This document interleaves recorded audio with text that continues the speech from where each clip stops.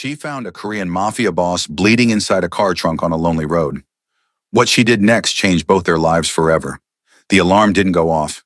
That was Martha Williams' first thought as she jolted awake at 6:47 a.m., 13 minutes before her shift started at the Bluebird Diner, which was a 22-minute drive away. She didn't curse. Her grandmother had raised her better than that. But she thought several words that would have earned her a wooden spoon to the knuckles back in Memphis. Her apartment was a study in organized chaos. Nursing textbooks stacked on every surface.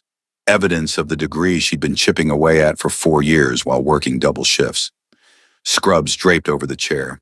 The smell of yesterday's coffee and the faint lavender her roommate Bria insisted would bring positive energy. Martha grabbed her uniform from the closet, the baby blue dress with white collar that made her look like she'd stepped out of a 1950s magazine, and dressed while brushing her teeth, a skill she'd perfected during her years juggling work and school. Her phone buzzed.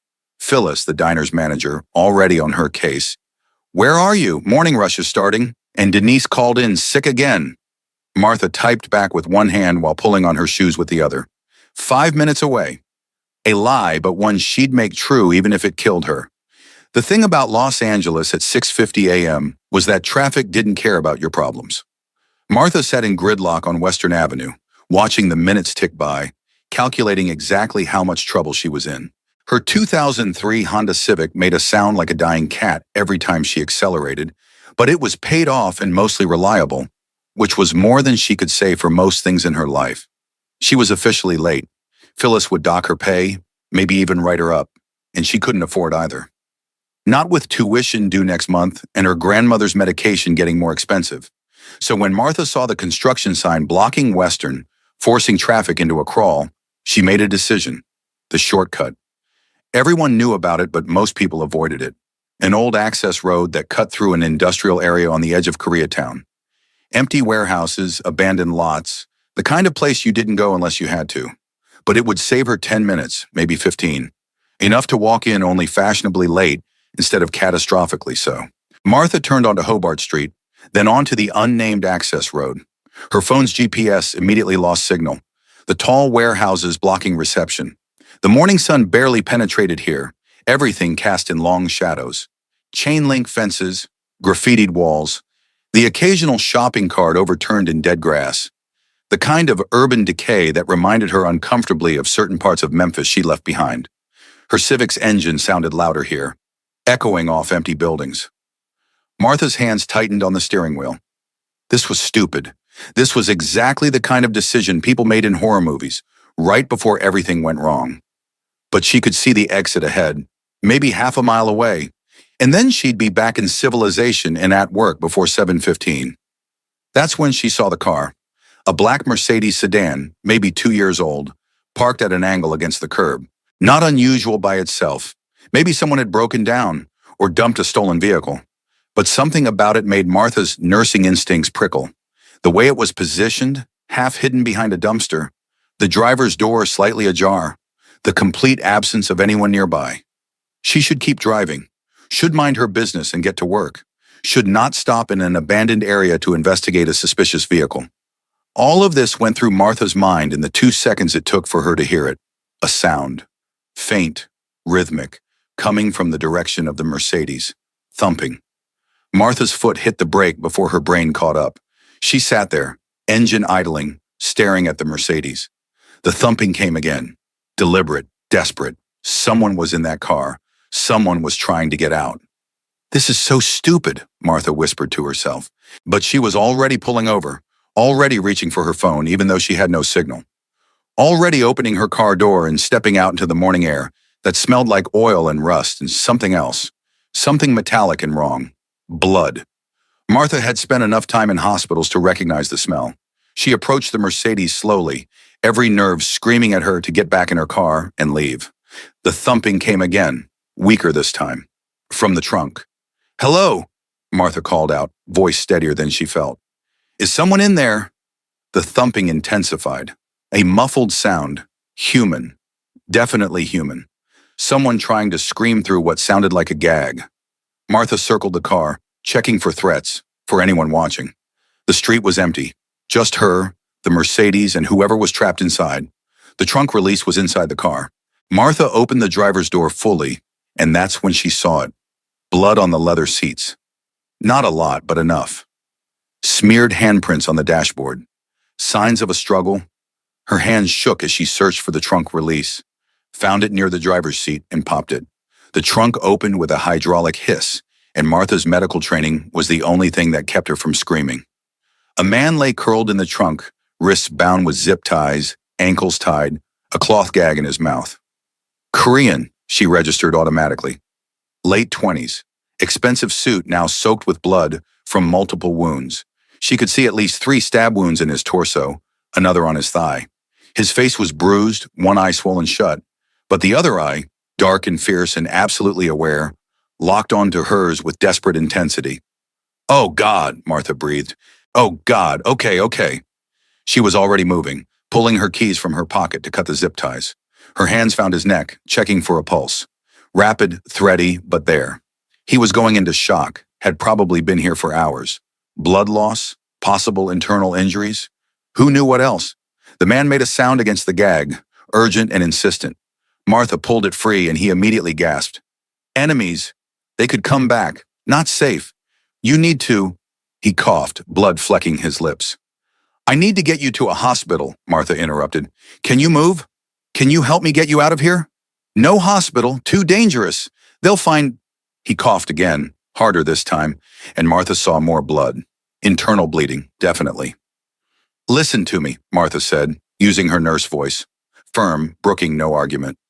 "You have multiple stab wounds and you're losing blood. Without treatment, you'll be dead in an hour. Maybe less. So we can argue about hospitals or you can help me save your life. Your choice, but choose fast." Something in his good eye shifted. Assessment, maybe, or respect. He nodded weakly. "Okay, but not the closest hospital. St. Vincent's, across town. I have people there."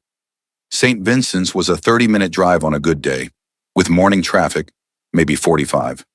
Martha did the math in her head, his blood pressure, the location of the wounds, the way his breathing was becoming more labored. He might not make it, but staying here definitely meant death. "St. Vincent's," she agreed, "but if you die in my car, I'm going to be very upset about the upholstery." His laugh was more of a wheeze, but it was something. Martha got her arms under him, surprised by how heavy muscle and dead weight could be. He tried to help, got his legs over the edge of the trunk, but nearly collapsed when his feet hit the ground. Martha caught him, took his full weight, and half dragged, half carried him to her Civic. Getting him into the passenger seat was a study in coordination and desperation. He was maybe 6 feet tall and solid muscle under the expensive suit. Martha was 5'6" and strong from years of lifting patients. But this was different. This was a man who'd been stabbed multiple times trying not to bleed out in her car while she maneuvered him into position. "Seatbelt," she panted, reaching across him to buckle him in. His head lolled against the headrest, but his good eye tracked her movements. "Stay with me, you hear me? Stay awake. Tell me your name." "Ji-hoon." His voice was fading. "Ji-hoon. Okay, Ji-hoon, I'm Martha. And you're going to be fine because I didn't stop my car and drag you out of a trunk just to have you die on me. Understood?" She was already in the driver's seat, engine roaring to life. The Civic protested as she threw it into drive and floored it. The access road flew by. Then she was back on surface streets, weaving through traffic with one hand on the wheel and one hand pressed against the worst of Ji-hoon's wounds. "Talk to me," Martha commanded. "Tell me what happened. Who did this?" "Business. Disagreement." Ji-hoon's words were slurred now.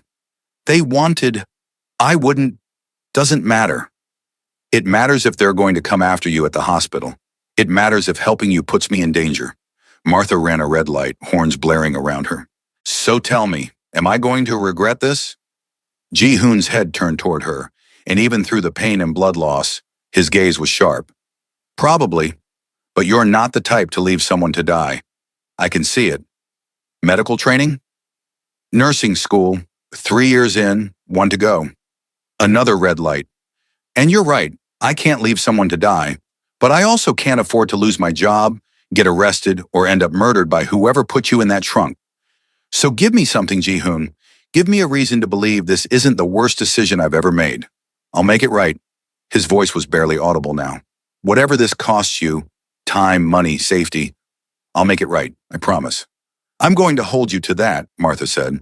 But Ji-hoon didn't respond. His eye had closed, his breathing shallow and rapid. Martha pressed harder on the wound, felt warm blood seeping between her fingers, and drove faster.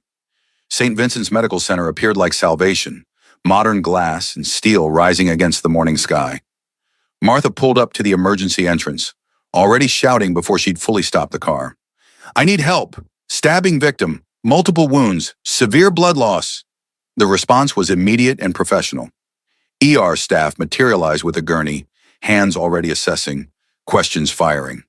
Martha let them take over, stepping back as they worked, watching them cut away Ji-hoon's expensive suit and revealing the full extent of the damage. 3 stab wounds in the torso, 1 in the thigh, defensive wounds on his hands and arms. Whoever had done this had meant to kill him. Are you family? A nurse asked Martha, clipboard in hand. No, I just found him. In a car trunk, on Hobart Street. The words sounded insane even as she said them. The nurse's expression didn't change. She'd probably heard worse. We'll need a statement for the police. Can you wait? Police? Right. Because of course there would be police. Martha nodded numbly, watching as they wheeled Ji-hoon through the automatic doors. Just before he disappeared, his head turned slightly, that fierce dark eye finding hers one more time. She couldn't read the expression, couldn't understand what he was trying to communicate. Then he was gone. Martha looked down at herself. Blood covered her hands, her uniform, probably her face. She smelled like iron and fear, and she was now officially 2 hours late for work. Ma'am, the ER receptionist called out. The patient, they're taking him into emergency surgery. He's O-negative blood type and we're critically low. You wouldn't happen to be O-negative, Martha said automatically. Universal donor. Would you be willing to donate? He's lost a significant amount of blood, and our supplies are, yes. Martha didn't even think about it. Yes, of course. They led her to a donation area, cleaned her up, and stuck a needle in her arm. Martha watched her blood flow through the tube. Type O negative, the universal donor, the blood that could save anyone, and thought about the strange turns life took. She'd left her apartment planning to serve eggs and coffee. Instead, she was donating blood to save a man who'd been left to die in a car trunk. You did a good thing, the phlebotomist said. Most people would have kept driving. Most people are probably smarter than me, Martha replied. The donation took 15 minutes. Then came the police. 2 detectives, 1 Korean and 1 white, both looking at Martha with a special suspicion cops reserved for civilians involved in violent crimes. They took her statement, the shortcut, the abandoned car, the thumping from the trunk. Yes, she'd cut his bonds. No, she didn't know him. No, she didn't see anyone else. Yes, she understood this was an active investigation. Miss Williams, the Korean detective, his badge said Detective Park, leaned forward. You understand that the man you saved is Ji-hoon. Does that name mean anything to you? Should it? Park exchanged a look with his partner. Ji-hoon runs one of the largest Korean organized crime families in Los Angeles. What you call the Mafia. He's been under investigation for racketeering, money laundering, and suspected involvement in at least 3 murders. You saved a very dangerous man's life today. The words hung in the air. Martha processed them slowly, thinking about the expensive suit, the business disagreement, the way Ji-hoon had said he had people at St. Vincent's. Of course he was a criminal, because why would anything in her life be simple? I didn't know, Martha said carefully. I just saw someone dying and did what I was trained to do. We understand that, Park's partner said. You're not in trouble. But Miss Williams, you need to be careful. The people who did this to Mr. G, they're still out there, and they might see you as a witness, or worse, as someone with value to him. We can offer protection if— I can't afford protection, Martha interrupted. I can barely afford my rent. I have classes, work, a life. I can't hide from maybe threats by maybe criminals. Then be smart, Park said. Vary your routes, watch for tails. If anyone approaches you asking about today, you call us immediately. He handed her a card. And Miss Williams, stay away from Ji-hoon. Whatever gratitude he might feel, it's not worth what his world will cost you.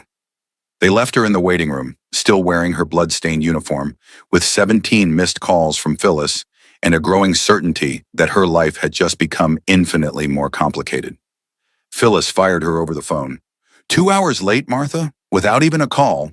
I don't care if you were saving lives or meeting Jesus himself. That's unacceptable. The line went dead before Martha could explain that she'd literally been saving a life, though maybe leaving out the crime boss detail was wise. Martha sat in the hospital cafeteria. She couldn't bring herself to leave yet, drinking terrible coffee and staring at her phone. Her bank account showed $842. Her rent was $1,100 due in 2 weeks. Her car payment was $200. Tuition was $2,300, due in 1 month. The math didn't work even before losing her job. Martha Williams? A voice interrupted her spiral. Martha looked up to find an elegant Korean woman in her 40s, wearing a designer suit and an expression of polite concern. I'm Song Mi-kyung. I work for Ji-hoon. Of course she did. Martha gestured to the empty chair. Let me guess. He wants to see me? He's still in surgery, but he left instructions before going under that. If he survived, you were to be properly compensated for your assistance. Mi-kyung placed an envelope on the table. $50,000, a small token of appreciation. Martha stared at the envelope like it might explode. I can't accept this. Why not? You saved his life, lost your job in the process, yes, we know, and potentially put yourself at risk. This is the minimum you're owed. Because accepting money from a crime boss for saving his life feels like the beginning of a very bad movie. Mi-kyung's smile was thin. Miss Williams, Ji-hoon is many things, but he pays his debts. This is not a transaction with strings attached. It's gratitude. You're free to refuse, but consider. You have no job, significant expenses, and a kind heart that will undoubtedly lead you to help someone else in need very soon. This money could give you breathing room, security, options. Martha's hand hovered over the envelope. Everything Mi-kyung said was true, and $50,000 would solve every immediate problem in her life. But it would also tie her to Ji-hoon, to his world in ways she couldn't predict. I want to see him first, Martha said. When he wakes up, I want to hear him say this comes with no obligations. Fair enough. Mi-kyung stood. He should be out of surgery in a few hours. I'll have someone notify you. In the meantime, might I suggest purchasing a new uniform? Yours is somewhat compromised. Martha looked down at the dried blood covering her baby blue dress. Right. She couldn't exactly wear this home.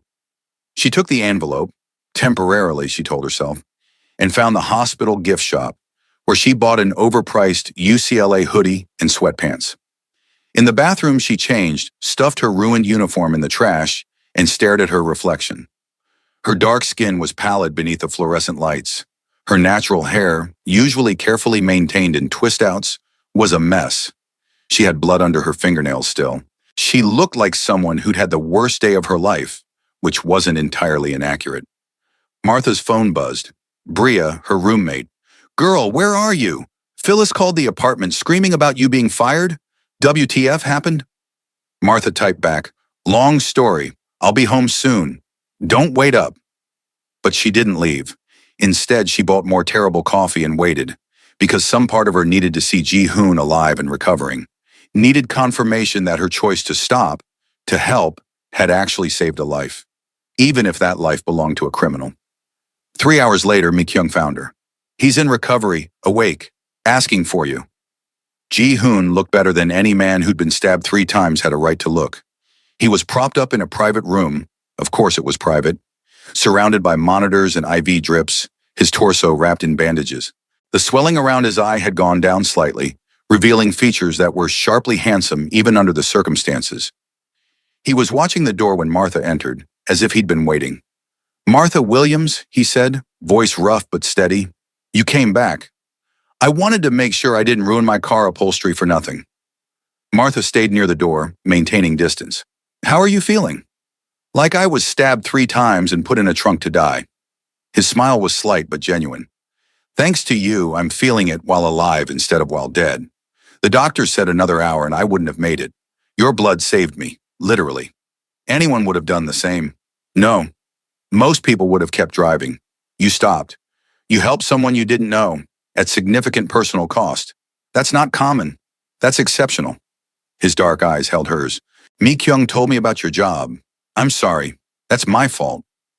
It's not your fault someone stabbed you and left you to die. It's my fault you got involved. Ji-hoon shifted slightly, wincing at the movement. Which is why I want to make it right. The money is yours, no strings. But more than that, if you want another job, I can arrange it. Better pay, better hours. Or if you'd rather, I can ensure your nursing school is fully funded. Whatever you need. Martha crossed her arms. Detective Park told me who you are, what you do. I imagine he painted a very dark picture. Racketeering, money laundering, 3 murders. Martha kept her voice level. Was he wrong? He wasn't entirely accurate. Ji-hoon's expression didn't change. But he wasn't entirely wrong either. I run a family business that operates in gray areas. Some of what we do is illegal. Some of it is necessary. All of it is complicated. That's not a denial. No, it's not. You deserve honesty, Martha. I'm not a good man. I've done things that would horrify you, but I'm also not the monster Park thinks I am. I protect my people. I invest in my community. And I follow a code, even if it's not the law. Martha studied him. This man who'd been left to die and who spoke about criminal activity with the calm of someone discussing the weather. The people who did this to you, will they come after me? No. Ji-hoon's voice was hard, certain. I've already made sure they understand you're untouchable, that hurting you would bring consequences they can't imagine. You're protected, Martha, whether you accept anything else from me or not.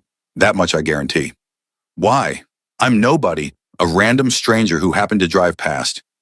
You're the person who saved my life when you could have kept driving. That makes you somebody to me. His intensity was almost physical. I pay my debts, Martha. Always, completely. If you want nothing from me, I'll respect that. But know that I owe you everything, and I don't take that lightly. The envelope with $50,000 felt heavy in Martha's hoodie pocket. She pulled it out, held it up. This is a lot of money. It's nothing compared to a life. It's life-changing for me. Rent, tuition, breathing room, everything I need. Martha stepped closer to the bed. But accepting it means accepting a connection to you, to your world. And I don't know if I can do that. Then don't. Ji-hoon's expression was unreadable. Take the money, get your life in order, and walk away. I won't contact you again. You'll be protected from a distance, but you won't have to see me or think about me or be part of any of this.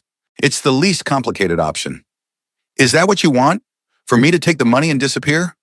Something flickered across Ji-hoon's face. What I want is irrelevant.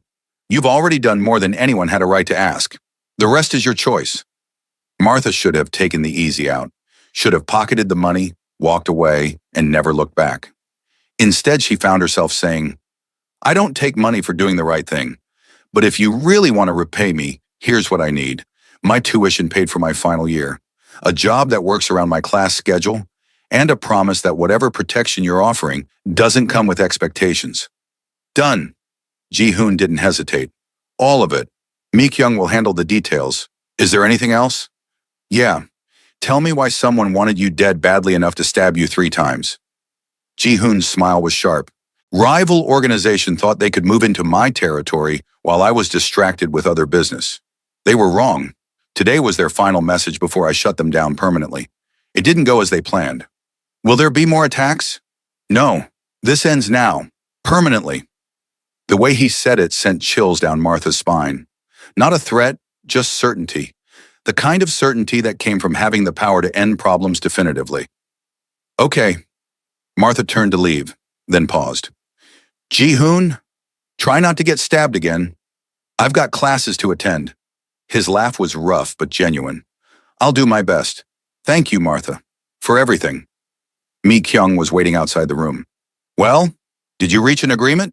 Tuition and a job, Martha said. That's all I'm accepting. Very well. The tuition will be handled directly with your university.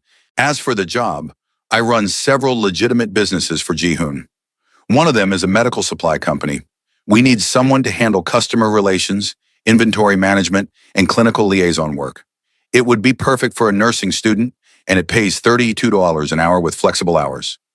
Martha's mind raced. $32 an hour was nearly triple what she'd made at the diner. Flexible hours meant she could actually attend all her classes. It was almost too perfect. This isn't some front for illegal activity, is it? It's a completely legitimate business. I'll give you access to our tax records, licenses, everything. We supply hospitals, clinics, and nursing homes throughout Southern California. It's boring, legal, and stable. Mi-kyung handed Martha a business card. Come by Monday morning. I'll show you around. Introduce you to the team. The next 3 weeks passed in a blur of change. Martha started at Med Solutions, Mi-kyung's medical supply company, and found it exactly as described. Legitimate, boring, and surprisingly perfect for her skills. She coordinated with hospitals, managed inventory systems, and helped train new clinical staff. Her coworkers were friendly, professional, and had no idea their ultimate boss was a crime lord recovering from stab wounds. Her tuition was paid in full, a wire transfer from an anonymous donor that her university's financial aid office accepted without question. Martha's academic advisor actually cried when she told her she could finally focus on school full-time. Do you know how rare this is? She'd said. Students like you, working so hard and finally getting the break you deserve. Martha didn't tell her the break came from a man she'd found bleeding in a trunk. She didn't see Ji-hoon at all. Sometimes she'd catch glimpses of his world.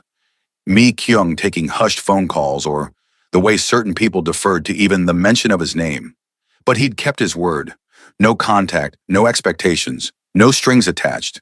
Just the job, the tuition, and the ghost of protection she couldn't see but knew was there. It should have been perfect. Instead, Martha found herself wondering, how was he healing? Had there been retaliation? Was he safe? Questions she had no business asking about a man she'd saved once and would probably never see again. You're distracted, her study partner Thomas said one evening as they reviewed cardiovascular protocols. You've read the same page 4 times. Just tired, Martha lied. But Thomas was right. She was distracted, and the distraction had dark eyes and sharp features, and a voice that said, I pay my debts, like a promise written in blood. Week 4 changed everything. Martha was leaving class, advanced pharmacology, a brutal 3-hour seminar, when she saw the car. Black Mercedes, different from the one she'd found on Hobart Street, but similar enough to make her heart race. It was parked across from the nursing building, engine running, windows tinted. She should have kept walking, should have called campus security or Detective Park, or literally anyone. Instead, Martha approached the car as the passenger window rolled down, revealing Ji-hoon in the back seat. He looked different, healed mostly, the bruises faded, the swelling gone, back in an expensive suit, perfectly tailored, like the stabbing had been a minor inconvenience. But his eyes held something new when they found hers. Uncertainty, maybe, or hope. Hello, Martha. Ji-hoon, you're not supposed to be here. No contact, remember? I know. I'm breaking my own rule. He gestured to the open door. Can we talk? Just for a few minutes. Every instinct screamed danger, but Martha found herself sliding into the back seat beside him, the door closing behind her with a solid thunk. The interior smelled like leather in his cologne, something expensive and shrouded. How's the recovery? Martha asked, maintaining professional distance. Complete, thanks to you. Ji-hoon's smile was slight. The doctors were impressed by how well I healed. Good blood, they said. Universal donor quality. That's not how blood types work. I know, but it made me think about debt, about what I owe you beyond money or jobs or protection. He turned to face her fully. Martha, I can't stop thinking about you, about the moment I opened my eyes in that trunk and saw you, about the way you didn't hesitate, didn't judge, just acted, about your hands steady on my wounds while you drove, about the strength it took to save someone you'd never met. Martha's breath caught. Ji-hoon, I'm not asking for anything, he interrupted. I just needed you to know. That meeting you changed something in me, made me want to be worthy of the life you saved, made me question choices I've made, paths I've taken. You're extraordinary, Martha Williams, and I wanted you to hear that from me. The confession hung in the air. Martha should have deflected, made a joke, maintained distance. Instead, she heard herself say, I think about you too, about whether you're safe, whether you're healing, whether I made the right choice stopping that day. And I don't know what that means, but I know I can't stop. Ji-hoon's expression transformed, surprise melting into something intense and warm. Then let me take you to dinner. No business, no obligations. Just 2 people who met under extraordinary circumstances and want to know each other better? Say yes, Martha. This is a terrible idea. Probably, But you're not the type to play it safe. You stopped on an abandoned road. You saved a stranger's life. You agreed to work for someone Detective Park warned you against. So why start being careful now? He was right, and Martha hated that he was right. One dinner, but somewhere public, and I'm taking my own car. Tomorrow night, 7 p.m. I'll text you the address.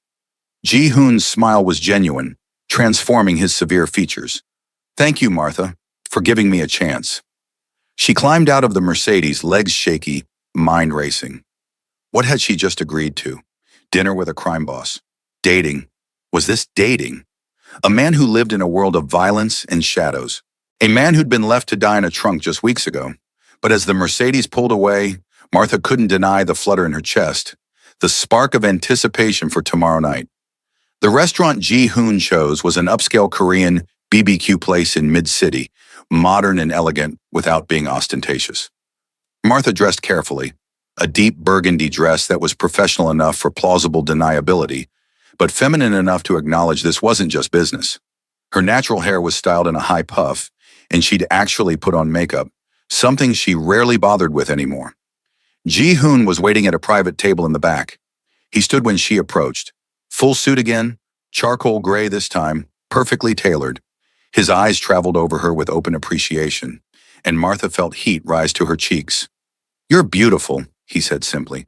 "I mean, I knew that. But seeing you here, not covered in my blood or wearing scrubs, you're stunning."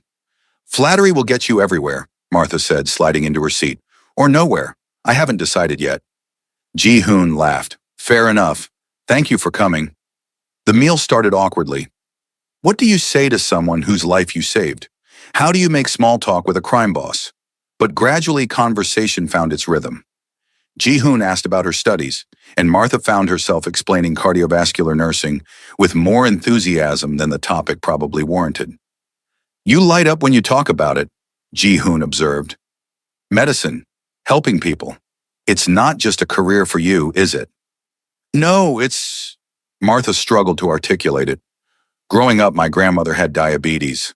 Couldn't afford good care, couldn't navigate the system. I watched her deteriorate not because medicine couldn't help her, but because she couldn't access it.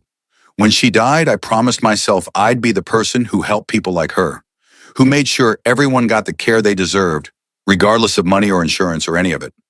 "That's why you stopped," Ji-hoon said quietly. "On that road. You couldn't drive past someone dying because you've spent your life trying to prevent exactly that. Maybe, or maybe I'm just bad at minding my own business. Whatever the reason, I'm grateful." Ji-hoon reached across the table, not touching, but close. "Can I ask you something personal? You just told me I'm beautiful and asked about my dead grandmother. I think we're past polite distance." He smiled. "Why aren't you dating anyone? Someone as smart, beautiful, and compassionate as you? You should have men lining up." Martha snorted. "You'd think. But most men hear nursing student working full-time and run. Too busy, too driven, too serious. The ones who don't run usually want me to abandon my goals, be more flexible. There was one guy, Brandon, who seemed promising, until he told me I needed to smile more and not be so intense about school. We didn't last long after that." "Brandon was an idiot," Ji-hoon said flatly. "Your intensity is what makes you exceptional. Anyone who can't see that doesn't deserve you." "And you can see it? After knowing me for a month?" "I saw it the moment you pulled me out of that trunk. Saw the determination in your eyes, the steadiness of your hands. Saw someone who doesn't just talk about helping people. You actually do it. Consequences be damned." He leaned back. "That kind of strength is rare. Says the man who runs organized crime." "Touché." Ji-hoon's expression turned serious. "Can I tell you something? About me, about my world? I'm listening. I didn't choose this life. I inherited it. My father built our organization from nothing. It came to America with nothing, faced discrimination and violence, and created something that protected our community. When he was killed, rival gang, 5 years ago, I was 23 and suddenly responsible for hundreds of people who depended on us." Martha stayed quiet, letting him speak. "At first, I tried to honor his legacy exactly as it was. Every rule, every tradition, every deal. But I started seeing the cost, the violence, the families destroyed, the communities hurt. So I began changing things, slowly, carefully, moving toward legitimate businesses, protecting instead of extorting, building instead of taking. That's why someone tried to kill you, Martha said. You were changing the rules. Yes, and there are people who don't want change, who profit from the old ways. But Martha, I'm not my father. I don't want an empire built on fear. I want something better. For my people, for my community, for myself. And you think I can help with that? Ji-hoon met her eyes directly. I think meeting you showed me what's possible, that there are people in the world who act out of pure compassion, who risk everything for strangers, who make choices based on what's right instead of what's safe. You inspire me, Martha. Make me want to be worthy of the life you saved. The weight of his words settled over the table. Martha processed them, this confession from a man who lived in shadows but seemed desperate to find light. I can't save you, she said finally. Not in that way. I saved your life once, but I can't be responsible for redeeming it. That's on you. I know. I'm not asking you to save me. I'm asking for a chance to know you, to show you that I'm more than what Detective Park thinks, to explore whatever this is between us without expectations or obligations. Just a chance. Martha should have said no, should have recognized the danger, the impossibility, the inevitable complications. But looking at Ji-hoon, this powerful, dangerous man who spoke about redemption and looked at her like she was something precious, she found herself nodding. A chance, she agreed. But Ji-hoon, I need you to understand something. I won't be part of anything illegal.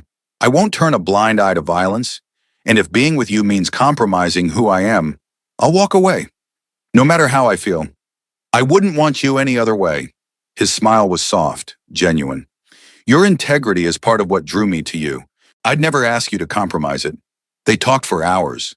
About his mother who died when he was young. About Martha's father who'd left when she was 10.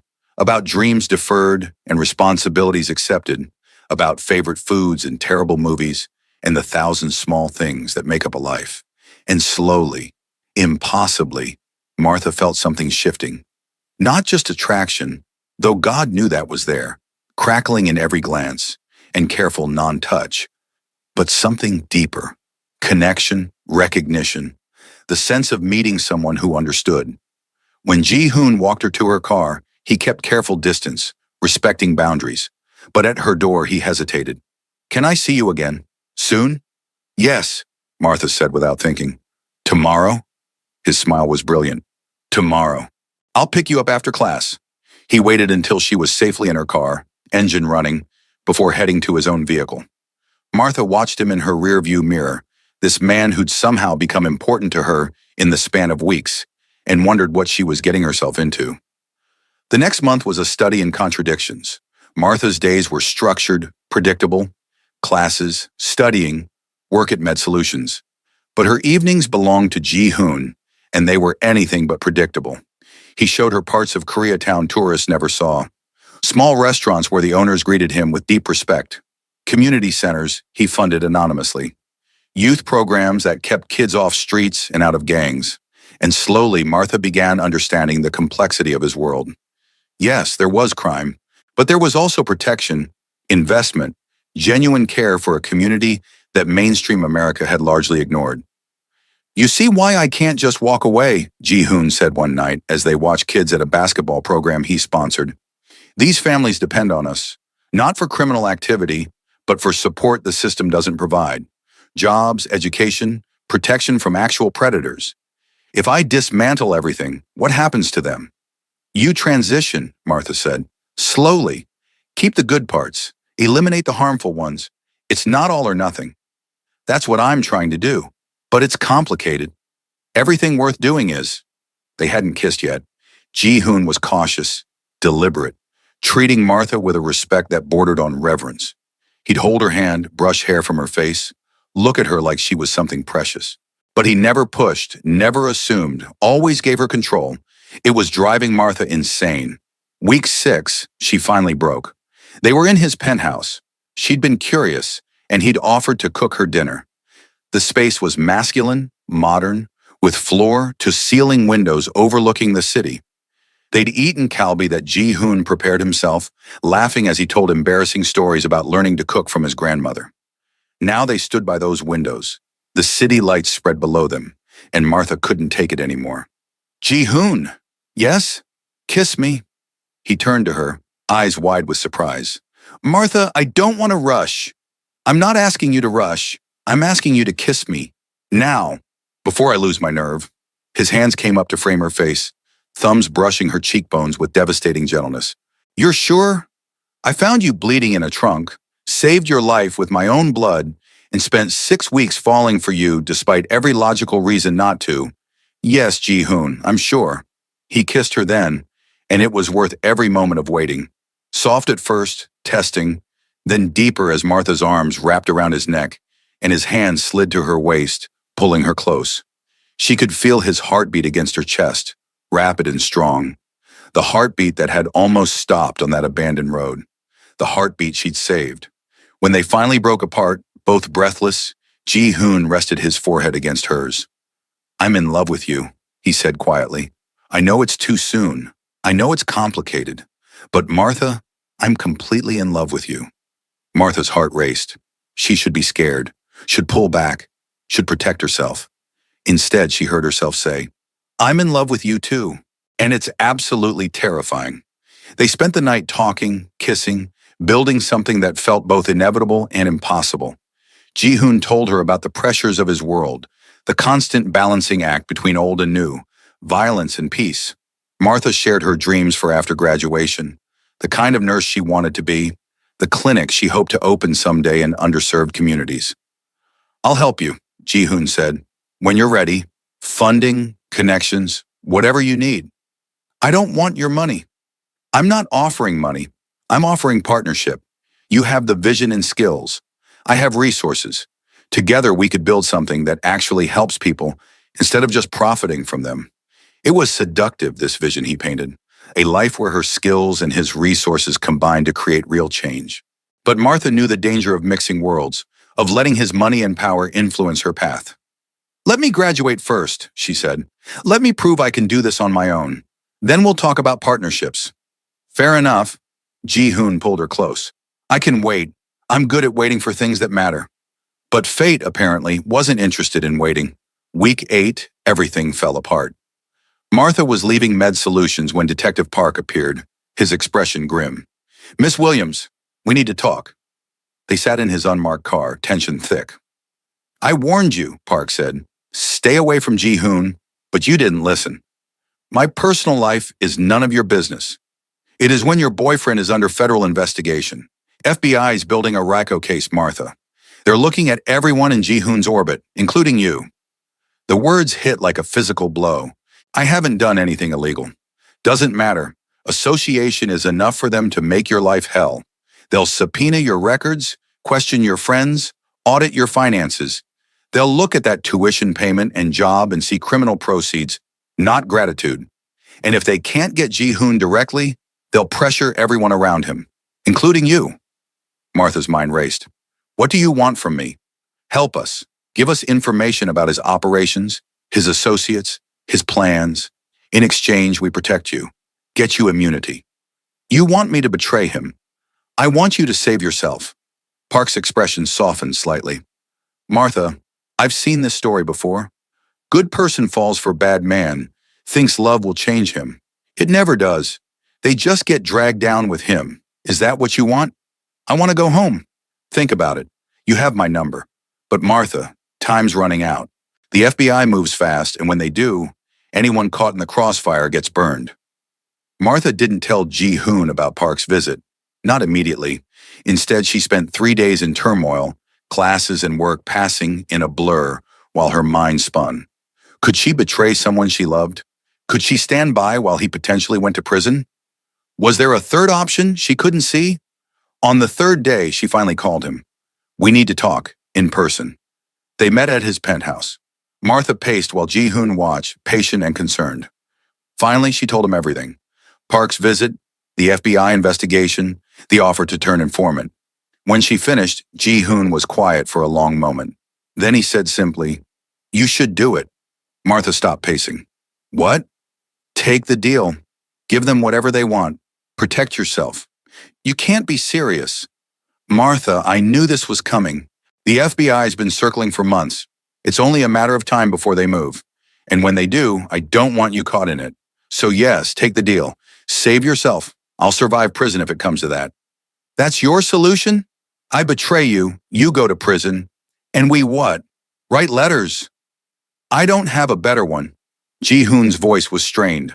I told you I was falling for you. That wasn't a lie. But I also told you I wouldn't let my world destroy you. This is me keeping that promise. Martha felt tears burning. You're an idiot. A noble, self-sacrificing idiot. I've been called worse. He crossed to her, pulling her into his arms. Martha, listen to me. I've accepted that my choices have consequences. But you have a future. A career that will help thousands of people. Dreams that will change lives. I won't let a relationship with me destroy that. What if I don't want to be saved? What if I want to fight this with you? Then you'd be making a mistake I can't let you make. His hands framed her face. I love you, which means I want what's best for you, even if that's not me. They stood like that, holding each other, while the city lights flickered below. And Martha understood that love sometimes meant impossible choices, that caring for someone meant wanting their happiness even at the cost of your own, that some battles couldn't be fought together, but she wasn't ready to give up yet. Martha spent the next week researching. She talked to lawyers, read case files, studied RICO statutes, used her nursing student resources to access legal databases, and slowly a plan formed. She called Park. I'll help you, but on my terms. They met in a coffee shop, neutral territory.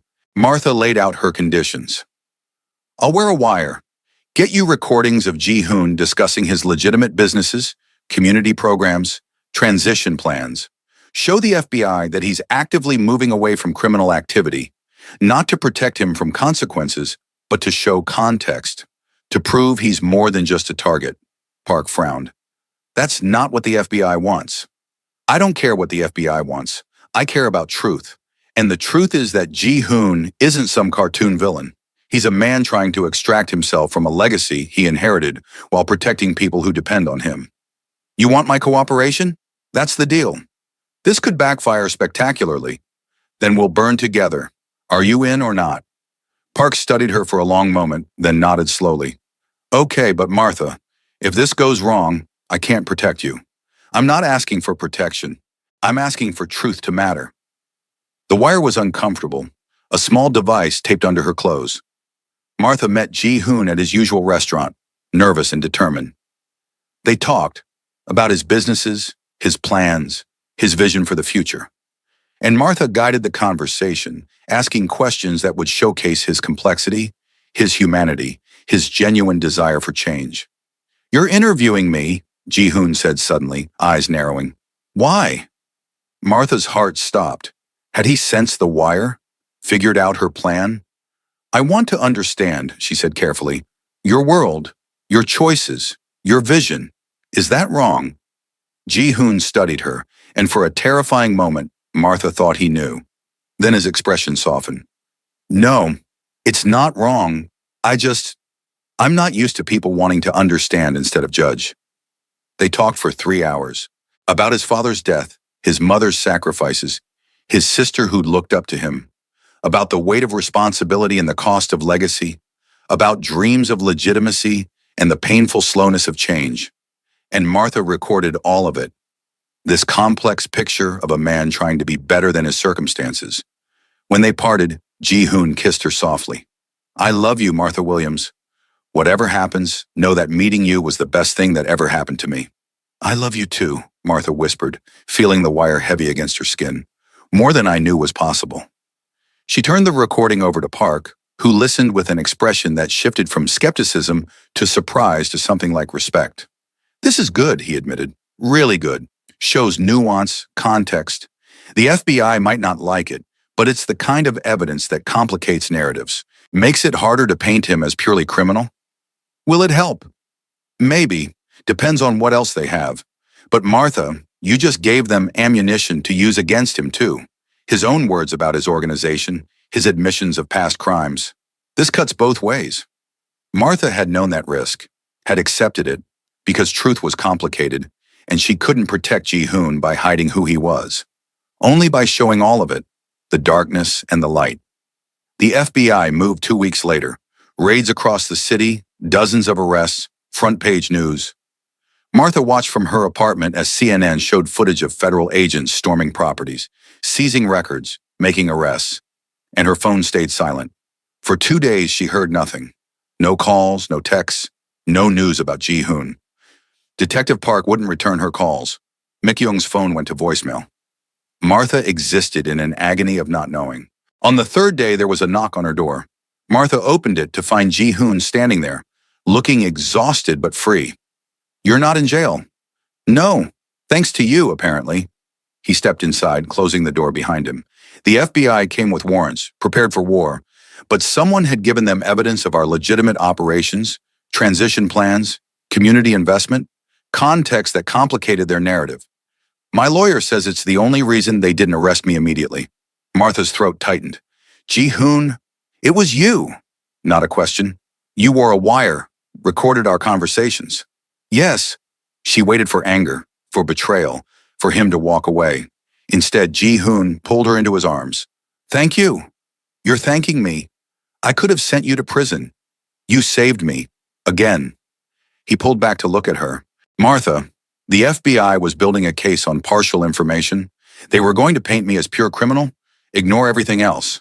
But your recordings showed complexity, showed I'm trying to change. My lawyer says it bought us time, maybe even reasonable doubt. You saved me without betraying who I am." Martha felt tears spilling over. "I didn't know if it would help or hurt. I just knew I couldn't lie about who you are. Good and bad, all of it. That's why I love you." Ji-hoon kissed her forehead, her cheeks, her lips. "Because you see all of me and still choose to stay." They held each other as the sun set over Los Angeles. Two people from different worlds who'd found something worth fighting for. The FBI's investigation continued, but the narrative had shifted. Ji-hoon wasn't just a criminal anymore. He was a complex figure, a man transitioning, a leader trying to protect his community while changing its foundation. "What happens now?" Martha asked. "I don't know. Legal battles, probably. Scrutiny, definitely. But Martha, I'm done with the criminal side. Completely. Your recordings made me see how I sound, the rationalizations I make. I want to be the man you described, the one trying to change. Not just trying, succeeding. That's going to be hard. Everything worth doing is, someone wise told me that once." The next year was transformation. Ji-hoon systematically dismantled his criminal operations, transitioning to entirely legitimate businesses. It cost him. Alliances broken, old associates angry, profits diminished. But Martha stood beside him, finishing her degree while watching him become someone new. She graduated with honors, top of her class. Ji-hoon was there, in the audience, cheering louder than anyone when she walked across the stage. And afterward, he presented her with a gift, keys to a small building in Koreatown. "What is this?" "Your clinic. Fully equipped, fully funded for 3 years. A place where anyone can get care regardless of ability to pay. Your dream, Martha. Ready to become reality." Martha toured the space. Examination rooms, a small pharmacy, a waiting area decorated with warmth and care. Everything she'd ever wanted, handed to her by a man who'd once run the criminal underworld. "I can't accept this." "Yes, you can. It's not charity, Martha. It's investment. In you, in the community, in a future where we both use our resources to help instead of harm. Please, let me do this one good thing." She looked at him. This man who'd been left to die in a trunk and who'd transformed his life because she'd shown him another way. "Okay, but I'm naming it myself." "Deal. What will you call it?" "Second Chance Community Health, because everyone deserves one." Ji-hoon's smile was brilliant. "Perfect. When do we open?" "We? I'm your financial backer and volunteer coordinator. Of course I'm part of this." The clinic opened 6 months later. Martha hired a diverse staff, other nursing students, doctors from underserved communities, interpreters, and advocates. They offered everything from basic checkups to chronic disease management, mental health services to addiction treatment. Everything her grandmother never had access to. Word spread quickly. Within weeks, they were seeing 50 patients a day. Within months, they'd expanded to offer evening and weekend hours. Within a year, they were a lifeline for hundreds of families who'd fallen through the cracks of the American healthcare system. And Martha found her calling, not just in medicine, but in building systems that actually worked. That saw people as humans first, patients second. That recognized healthcare as a right, not a privilege. Ji-hoon helped with everything: funding, connections, problem solving. But he never overshadowed, never controlled. He was her partner in the truest sense. "You did it," he said one evening as they closed up the clinic. "Built something beautiful." "We did it," Martha corrected. "Together." The FBI's investigation eventually concluded with a settlement. Ji-hoon paid substantial fines and agreed to permanent oversight of his businesses, but faced no jail time. His cooperation in dismantling criminal networks, combined with evidence of genuine transformation, bought him clemency. Detective Park even visited the clinic one day, off duty, bringing a donation and what might have been an apology in his eyes. 2 years after finding Ji-hoon bleeding in that trunk, Martha stood in his penthouse again. But this time, the view was different. Not just the city below, but what they'd built together. The clinic, yes, but also youth programs, scholarship funds, community investment initiatives. A network of legitimate businesses that employed thousands and lifted up the neighborhoods that had once been merely controlled. "Martha Williams." Ji-hoon appeared behind her, arms wrapping around her waist. "What are you thinking about?" "About that morning, being late for work, taking the shortcut, hearing you in that trunk. Best worst day of my life." "Mine too." She turned in his arms. "Do you ever think about what would have happened if I'd kept driving?" "Every day.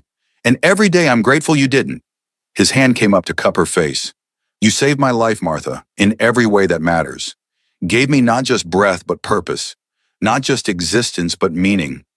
I was dead long before I ended up in that trunk, just going through motions, following a path I never chose. And then you stopped, and everything changed. You changed yourself. I just showed you it was possible. You showed me it was necessary." Ji-hoon pulled back slightly, reaching into his pocket. "Which brings me to something I've been wanting to ask for a while now." Martha's breath caught as he dropped to one knee, pulling out a simple, elegant ring. Not ostentatious, not gaudy, just beautiful and real. "Martha Williams, you found me at my absolute worst, bleeding, dying, abandoned. And you didn't just save my life. You showed me how to live it, how to be better, do better, want better. You're the strongest, most compassionate, most extraordinary person I've ever known. And I want to spend the rest of my life earning the chance to be your partner. Will you marry me?"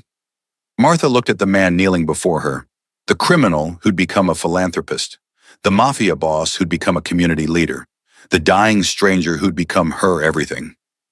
"Yes," she said, voice breaking. "Yes, you ridiculous man, I'll marry you." He slipped the ring on her finger and stood, pulling her into a kiss that tasted like promises and second chances. And Martha thought about how lives could change in an instant, how one choice to stop, to help, to care could redirect everything.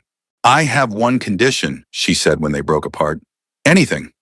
No more getting stabbed and left in trunks." Ji-hoon laughed, the sound full and genuine. "Deal.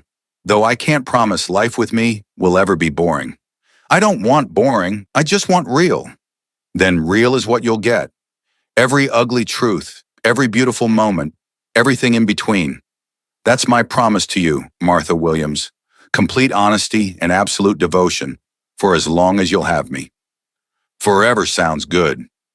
They stood together in that penthouse overlooking a city they'd both changed in different ways. A black woman from Memphis who'd become a healer. A Korean man from generations of crime who'd become a builder. Together, they'd created something impossible. A love that defied circumstances and expectations, that transformed darkness into light. The wedding was small and beautiful, held at the clinic they'd built together. Patients they'd helped stood as witnesses. Staff they'd hired became the wedding party.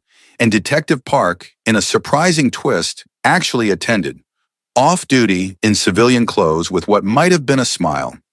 Martha wore a simple white dress and her grandmother's pearls. Ji-hoon wore a traditional Korean hanbok, honoring heritage while building something new. And when they exchanged vows, promising to love in sickness and health, for better or worse, they both understood the weight of those words in ways most couples never would. I promise to see you completely, Martha vowed. The good, the bad, the complicated. To love all of it. To stand beside you as you become who you're meant to be. And to never drive past someone in trouble, even if it derails my entire life. I promise to be worthy of the life you saved, Ji-hoon vowed back. To use every day to build instead of destroy. To protect instead of control. To love you with everything I am and everything I'm becoming. And to never ever end up in another trunk. Laughter rippled through the crowd. They kissed as husband and wife, and the clinic's patients cheered, people who existed because Martha had stopped, because Ji-hoon had changed, because love sometimes meant impossible transformations. 5 years later, Martha stood in the now expanded clinic. They'd taken over the entire block, adding dental services, physical therapy, a community kitchen. Around her staff buzzed with purpose. Patients smiled. Lives were saved in small and large ways. She was the director now, overseeing programs across 3 locations, with plans for 5 more. Ji-hoon appeared at her office door, their 3-year-old daughter on his shoulders. "Mommy's working," he signed. They'd taught their daughter sign language alongside Korean and English, creating a truly multilingual home. "Should we interrupt?" "Always," Martha signed back, opening her arms as their daughter launched herself across the room. She caught her, breathing in the smell of her hair, baby shampoo, and joy. "How was the park?" "Daddy pushed me so high," their daughter said, eyes bright. "I almost touched the sky." "Almost," Ji-hoon agreed, settling into Martha's office chair. "But not quite. We'll try again tomorrow." Martha watched them, her family built from impossible circumstances and choices made in moments of crisis. She thought about that morning 5 years ago. Late for work, taking a shortcut, hearing those desperate thumps from a trunk. How easily she could have kept driving. How different everything would be.